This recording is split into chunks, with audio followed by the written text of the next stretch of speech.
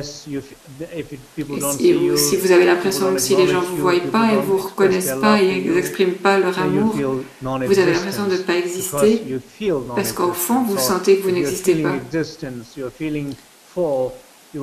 Et si vous vous sentez plein, vous n'aurez plus besoin d'avoir cette reconnaissance. Parce que cette arrogance, c'est un signe de faiblesse. Donc cette expérience-là, c'est l'expérience du monde des dieux jaloux. Et souvent, on est coincé dans ce genre de monde. Et ça peut arriver qu'on ait tout dans la vie. On a assez à manger, on a assez pour dépenser, on est confortable, on habite.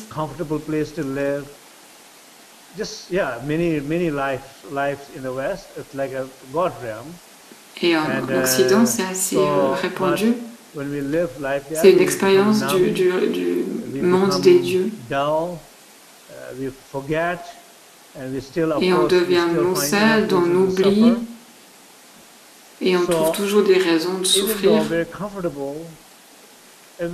Même si on est très confortable, on a toutes les raisons d'être heureux, on est perdu. Parce que parfois, ce qu'on a, les bonnes choses qu'on a, ça devient une cause où on se perd. Il y a différentes manières dont on se perd, dont on tombe dans des pièges. Donc on n'a pas besoin de penser à ces sirènes comme étant des mondes qui existent ici. Il s'agit plutôt que l'enfer, c'est ici. Le monde des dieux, l'expérience du monde des dieux, elle est là. Donc on n'a pas besoin de se poser la question si ces mondes existent réellement ou pas. Mais ça représente des expériences. Par exemple, tu regardes, voilà, dans certaines localités, il y a plus de ci ou ça. Une ville, c'est une ville peut-être de l'enfer ou dans différents endroits de la ville, on voit qu'il y a des quartiers où on pourrait dire, tiens, là, c'est plutôt dominé par ce règne-là ou ce règne-là. Ou même dans les familles, on peut voir ça aussi. Donc on se perd dans ces règnes, dans ces mondes. Et la pratique, le but de la pratique ici, c'est de se ramener à la maison et de connecter avec cette conscience. Et c'est pour ça que ce mantra est important. Donc je vous propose de le réciter encore une fois. Saleva mantra, let's recite all together this few minutes.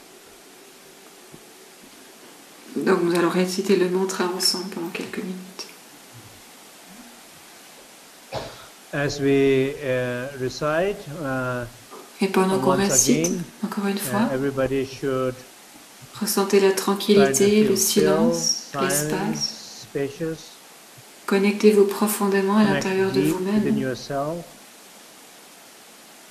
Et pensez à toutes ces personnes qui ont besoin de prière ou de guérison, qui ont besoin de purification. As we sing the mantra,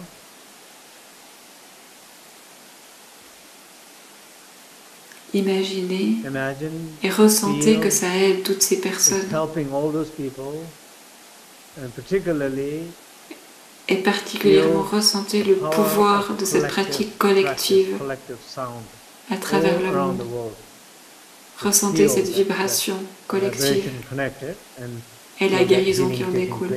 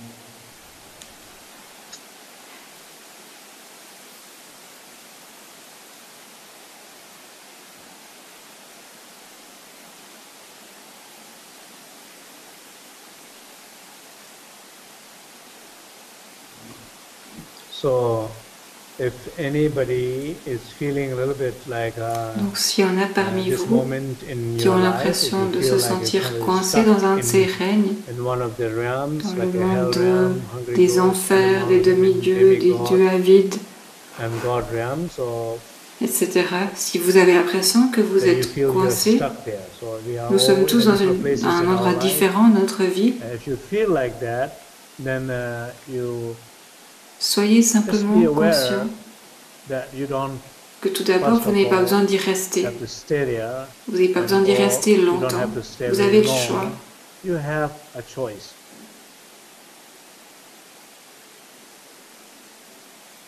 Même si ça fait longtemps que vous y êtes et que vous avez l'impression que c'est difficile d'en sortir,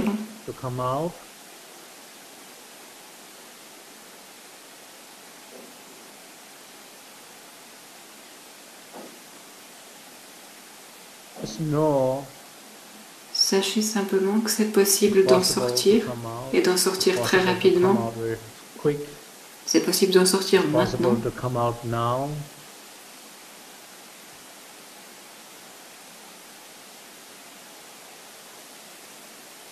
Faites confiance à ça, faites confiance à vous-même.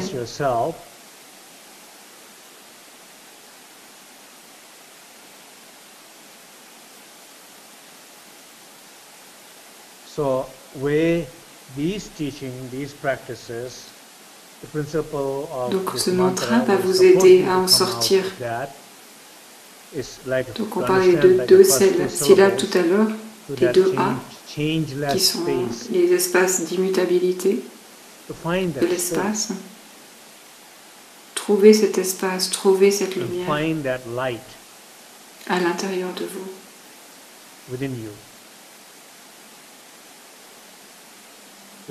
Donc vous pouvez vous dire, je peux sortir de cette situation en trouvant l'espace intérieur sacré et la lumière intérieure, la chaleur intérieure. En trouvant ces qualités, je vais sortir de ça. And you also have to Et vous devez aussi reconnaître, quand vous êtes coincé, quelles sont vos habitudes, vos comportements. Ce que vous faites, c'est que vous essayez d'en faire trop. Ou vous essayez d'en dire trop. Ou vous pensez trop. Quand vous ne savez pas quoi faire, quand vous ne savez pas quoi dire ou quoi penser, arrêtez. Parce que le fait de trop en faire, ça interfère. Ça interfère avec la réalisation de la nature de l'esprit et de cet espace intérieur sacré. Pas toutes les activités, toutes les paroles, toutes les pensées interfèrent avec cet espace. Mais quand vous êtes coincé dans un de ces mondes, c'est clairement le signe que tout ce que vous faites cause des interférences et des déconnexions.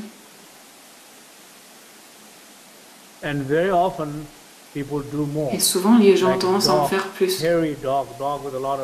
Comme un chien qui a beaucoup de poils, s'il se coince dans un fil, il a tendance à, dans un fil électrique ou un fil barbelé, il aurait tendance à se débattre pour essayer de se dégager. Et en fait, il s'empêtre encore plus et il finit par suffoquer. Donc il ne s'agit pas tellement d'aller dans la mauvaise direction, mais l'idée c'est d'arrêter de bouger. Donc quoi que vous fassiez, quoi que vous soyez en train de faire dans ces moments-là, arrêtez-vous. Et même dans le corps, écoutez votre corps. Vous pouvez sentir cette agitation, cette qualité d'agitation. Vous amenez votre attention au corps et vous laissez toutes les cellules de votre corps se reposer dans cet espace. Ou alors trouvez l'espace à l'intérieur de chacune des cellules de votre corps et reposez-vous là-dedans.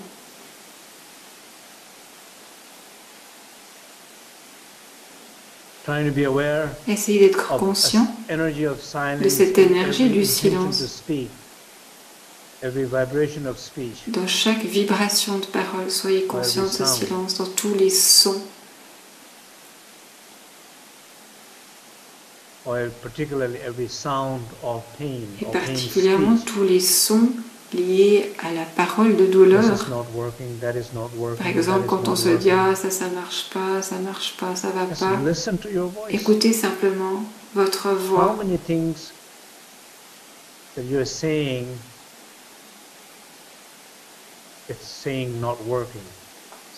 Combien de fois vous vous dites que ça ne marche pas, que ça pourrait ne pas marcher, ça pourrait ne pas aller. C'est assez évident. C'est assez évident à comprendre. C'est assez évident à reconnaître. Donc dans ces moments-là, arrêtez de vous dire ça, arrêtez d'écrire dans ce sens-là, par exemple en envoyant un email à quelqu'un avec ce genre de message ou un SMS. Et après que vous avez fini d'écrire, lisez ce que vous avez écrit. Et comptez combien est-ce qu'il y a de plaintes dans cet email. Et combien de fois, dans le contenu de nos messages, on dit « Ah, ça va pas » ou « ça pourrait ne pas aller ». C'est facile à reconnaître ce genre de message, se regarde. Et là, du coup, au lieu d'envoyer cet email, supprimez-le.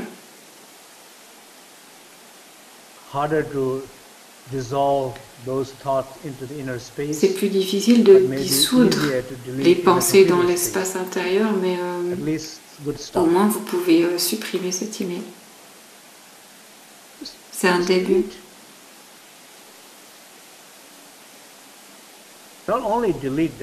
Et ne faites pas simplement que d'effacer le message, mais vraiment reconnaissez le silence à l'intérieur de la parole.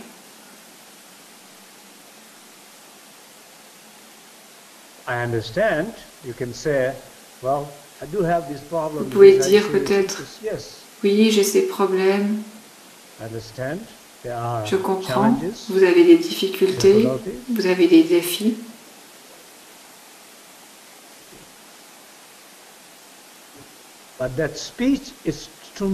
Mais cette parole, elle est trop tournée vers le côté obscur.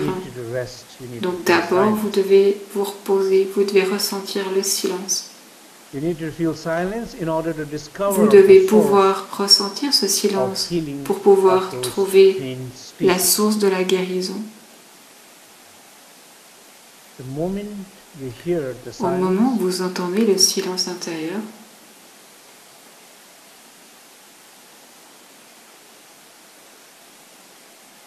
au moment où vous vous sentez assez familier avec ce silence, vous n'avez plus besoin d'exprimer ces paroles négatives. Vous avez plus un sentiment de plénitude depuis l'intérieur de ce silence.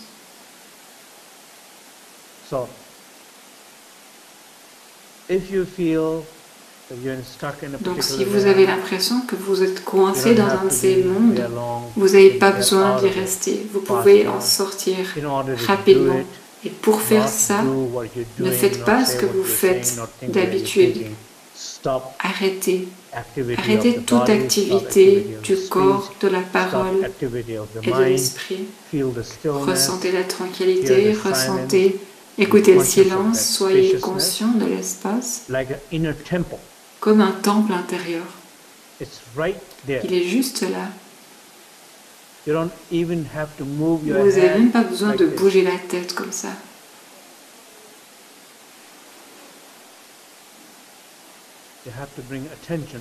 Vous avez juste besoin de porter votre attention vers cet espace sacré et ça vous y amène instantanément.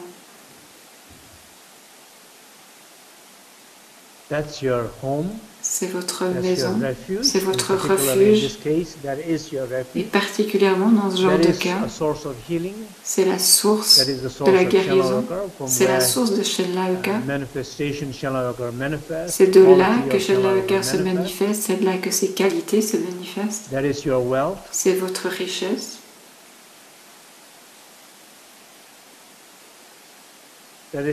C'est tout. Donc une fois que vous trouvez ce que vous cherchez à l'intérieur de cet espace, tout le reste change de manière dramatique.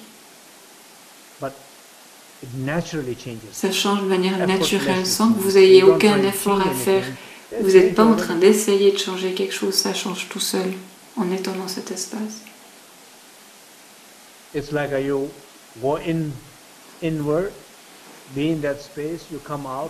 C'est comme si vous êtes à l'intérieur. Vous êtes à l'intérieur et vous regardez à l'extérieur vers ce problème, puis du coup ce problème a disparu. Vous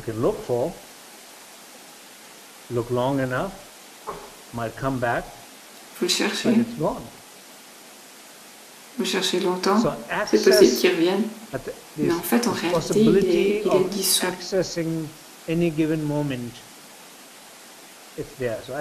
Donc la possibilité d'accéder à chaque instant à cet espace, elle est là.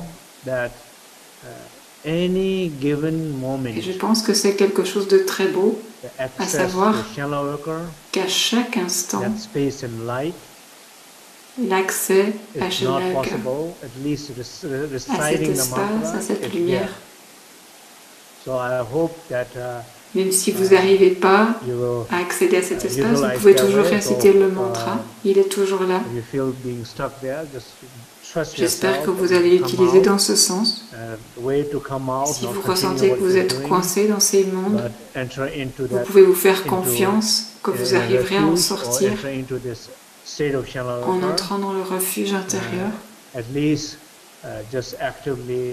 ou en entrant dans l'état de Shenlauka. Et au moins, réciter le mantra de manière active. Ça, c'est ma recommandation. On pourrait laisser un petit peu de temps pour des questions.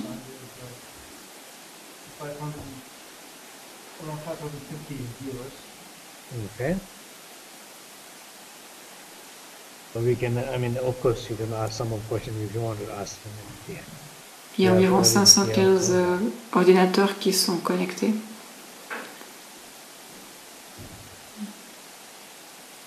Donc on peut prendre des questions dans l'audience ici pour commencer. I mean, I don't know if I'm able to hear.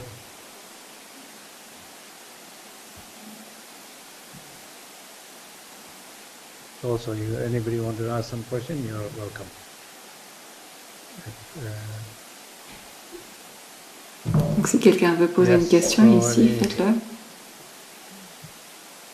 Okay.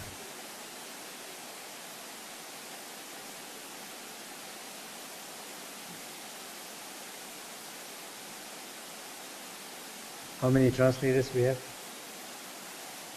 Combien est-ce qu'on a de traducteurs?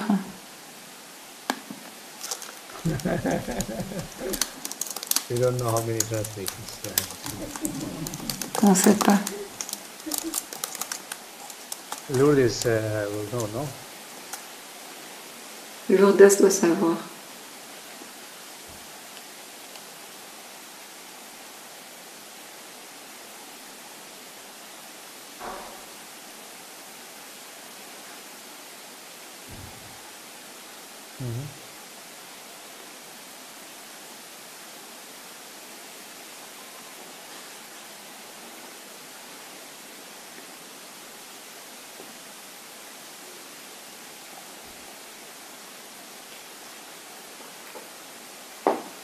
So the question is that in the West, use of reciting mantra is not common. C'est en Occident. So out loudly reciting mantra is common. So le fait de réciter les mantras, c'est pas tellement connu. That's the question.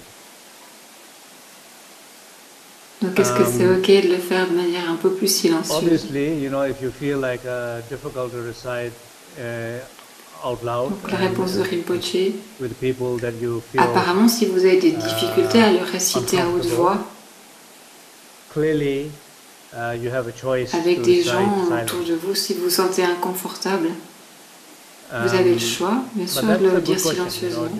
Do you want it to do that, or do you want it to recite? C'est une bonne question. Recite it, just the normal voice.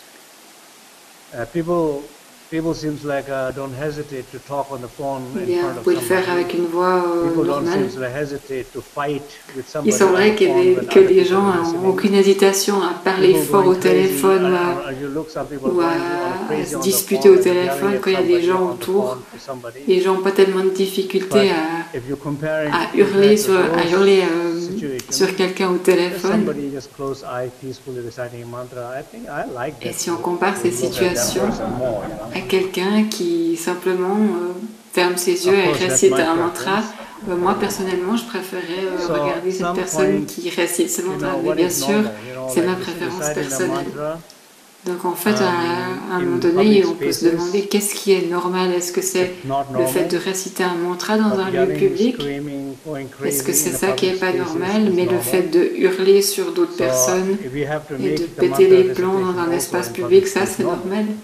Donc peut-être qu'il faudrait qu'on rende la récitation des mantras dans un espace public normal. Par exemple, si vous allez en Inde ou même en Turquie,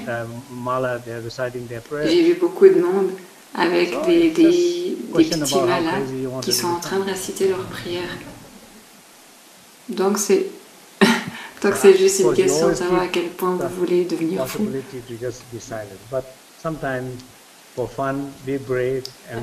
Bien sûr, vous avez toujours la possibilité de le faire en silence. Mais parfois, juste pour le fun, soyez courageux et dites-le à haute voix. Et s'il y a quelqu'un qui parle à côté de vous très fort au téléphone, vous pouvez faire une compétition avec le mantra, la récitation du mantra. Quelle est la prochaine question?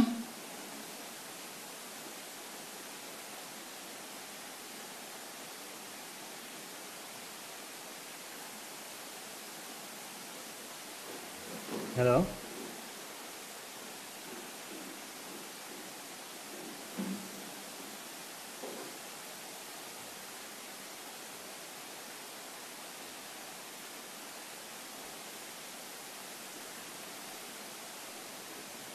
Okay, anybody also here for a question?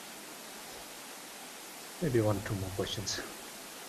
Donc peut-être encore une ou deux questions. Lost the connection. Est-ce qu'on a perdu la connexion? Yes. Sorry?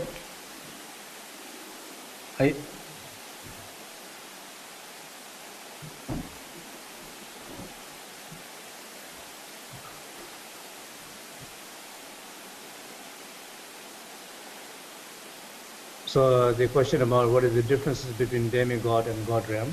La question c'est quelle est la différence entre le monde des demi-dieux et des dieux? Le monde des demi-dieux c'est un peu comme Wall Street et le monde des dieux c'est un peu comme Hollywood. So you can see in demigod realm there are. Vous pouvez voir dans le monde des demi-dieux. Screaming, fighting. Tout le monde est en train de crier, de se disputer. Il y a beaucoup d'arrogance et d'orgueil. Les gens essayent de contrôler. Donc il y a beaucoup d'orgueil. Et beaucoup de conflits.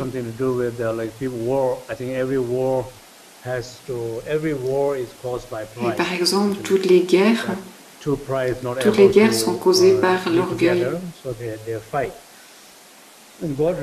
L'orgueil qui empêche aux gens d'être ensemble et du coup ils se battent. Le monde des dieux, par contre, tout est confortable, tout est disponible. Je crois que j'en ai assez dit. Hollywood et Wall Street.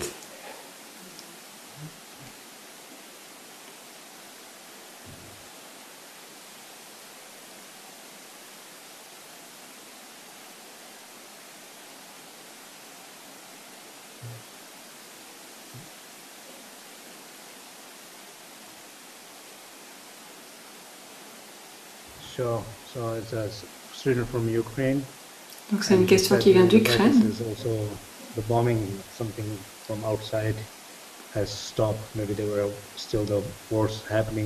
Donc elle dit que les bombardements ont cessé et elle demande que les gens prient pour l'Ukraine. Donc Rinpoche répond que nous envoyons nos prières là-bas. Peut-être encore une question?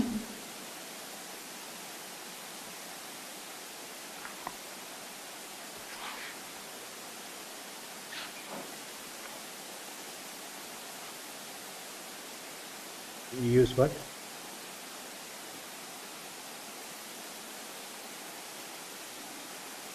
Yeah. So usage of mala. So basically somebody saying never initiated or know how to use the mala. La question porte sur comment utiliser le mala. This is the mala, right? Donc Rinpoche démontre. Voici le mala. Et quand vous en avez un grand comme ça, si vous devez vous battre, vous pouvez lui mettre le pied comme ça.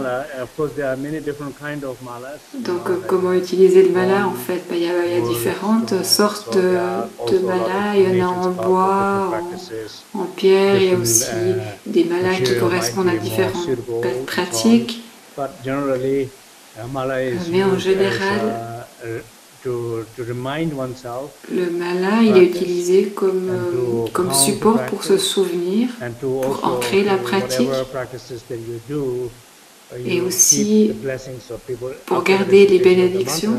En général, après avoir récité les mantras, les gens frottent le mala comme ça et ils soufflent dessus. Donc avec le souffle sur le mala, c'est une énergie qu'on envoie dans le mala. Donc c'est une façon de ramasser l'énergie. Donc en gros pour compter et pour se souvenir.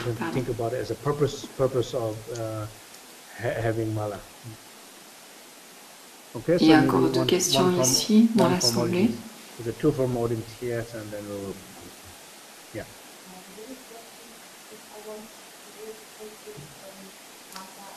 Donc la question porte sur la récitation du mantra, comment le faire.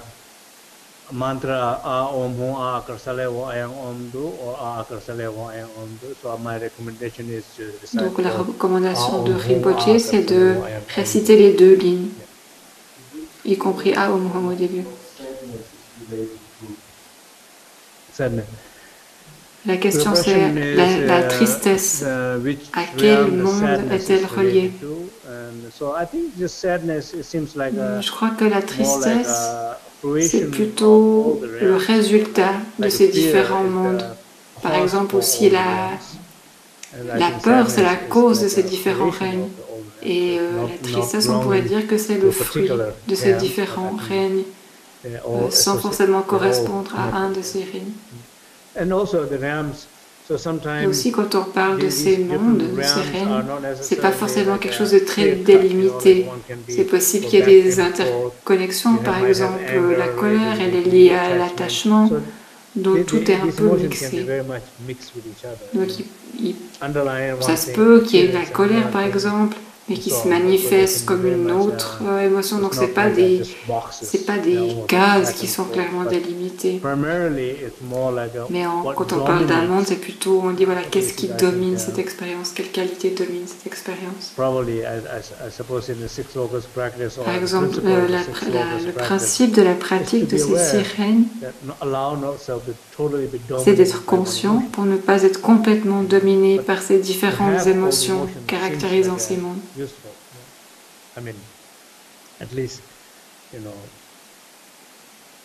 Dans la tradition,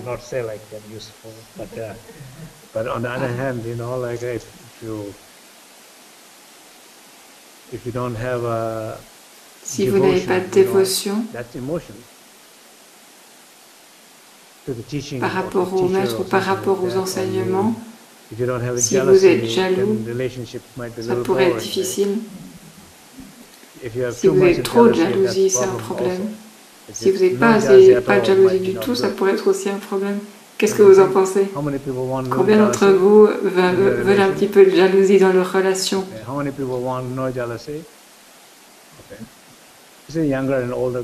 Donc voilà, je vois qu'il y a des réponses différentes dans les différents groupes.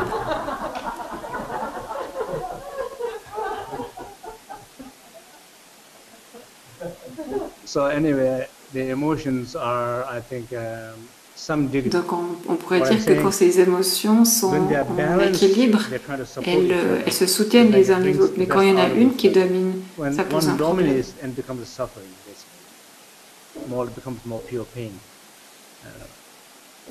For us, I mean, in a way, it's very difficult to know what is the bliss, what is Pour nous, c'est très difficile de savoir quelle est la félicité, ce qu'est la félicité ou bien ce qu'est le plaisir. C'est tellement lié à la douleur, c'est tellement basé sur la douleur. Est-ce que vous arrivez à penser à un plaisir que vous avez qui n'est pas lié à la douleur? Tout ce que nous, on a tendance à dire, à appeler le plaisir, c'est lié d'une façon ou d'une autre à la douleur. Est-ce que ça vous paraît déprimant? Mais c'est la vérité. Si vous n'avez pas faim, vous ne mangeriez pas. Donc vous devez devenir affamé ou avoir faim pour pouvoir apprécier la nourriture. Donc c'est comme si on devait souffrir pour pouvoir apprécier les choses. Pas comme dans certains pays, par exemple l'Arabe, où les gens mangent et on perd le sens du plaisir quand on mange trop. Par exemple, il y a des gens qui disent que la tsampa c'est ennuyeux. Si on mange beaucoup de nourriture riche, la tsampa ça n'a pas tellement de goût. Par contre, si vous ne mangez pas d'autres choses, toutes ces autres choses, la tsampa, c'est très bon. Donc on pourrait dire qu'on doit souffrir un petit peu pour pouvoir apprécier la tsampa. Donc en fait, ce que je dis ici, nos expériences, elles sont tellement basées sur notre conditionnement. Donc on a de la peine à définir le plaisir ou la félicité sans la notion de douleur. Donc la plus grande joie, c'est vraiment de se reposer dans la nature de l'esprit. Là, il y a une absence de douleur. C'est une félicité qui est sans douleur. Donc c'est un endroit intéressant Il y a une plus grande qualité. Ces qualités qu'on cherche à l'intérieur, en fait, elles sont à l'extérieur, pardon, elles sont à l'intérieur. Donc ma recommandation, c'est de regarder à l'intérieur et pas à l'extérieur. Donc je crois qu'on arrive au bout de notre temps. On va faire la dédicace. J'aimerais remercier toutes les personnes qui ont aidé avec ce webcast, particulièrement Lourdes et Polly, qui travaillent beaucoup,